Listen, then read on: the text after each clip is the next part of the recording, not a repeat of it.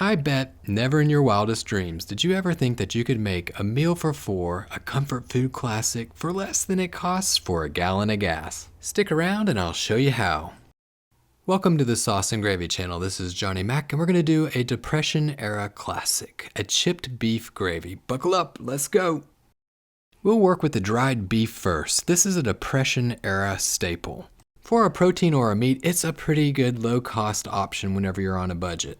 And at first glance, you might think, I don't know about this dried beef stuff, but to be honest, it's actually pretty tasty.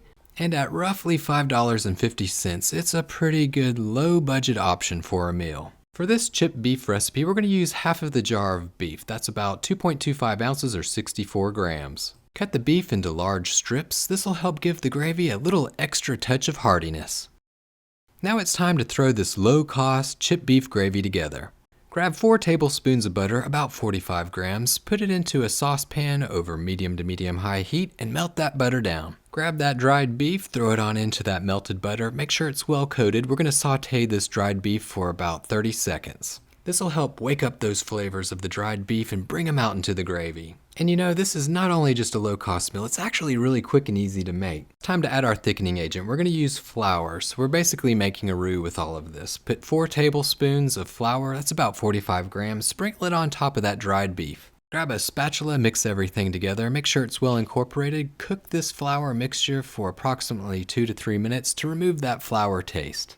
Give it a stir, watch the heat, and then next we'll add 2 cups or 500 milliliters of milk. It can be any milk that you like. It can be whole milk, skim milk, whatever you prefer.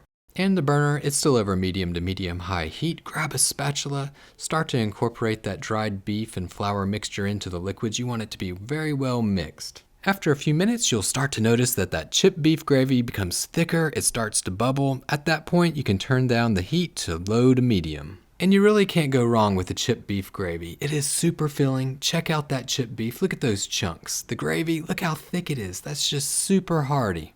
And it's hard to beat the low price. But next, grab a little black pepper, half of a teaspoon, throw it on in.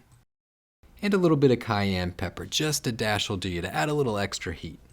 Make sure that you do taste that gravy before you add a little bit of salt. That dried beef, it does have a little bit of saltiness to it. But once you taste it, you can adjust the seasoning, add a dash of salt if you like. Grab a spoon, give it a little bit of a mix, and the burner right now, it's over low heat. You can keep it over low heat until you're ready to serve. And chipped gravy, it goes great over toast. It tastes absolutely out of this world over noodles or rice. Put it over a biscuit or put it on some mashed potatoes. And I know what you're thinking. You're thinking, what are the numbers? How is this chipped beef gravy low cost? Well, check the description below. It has a breakdown of all the costs. But to give you a quick idea, it cost me $5.13 to make this meal for 4, so that's pretty much $1.28 per person. You can't beat that.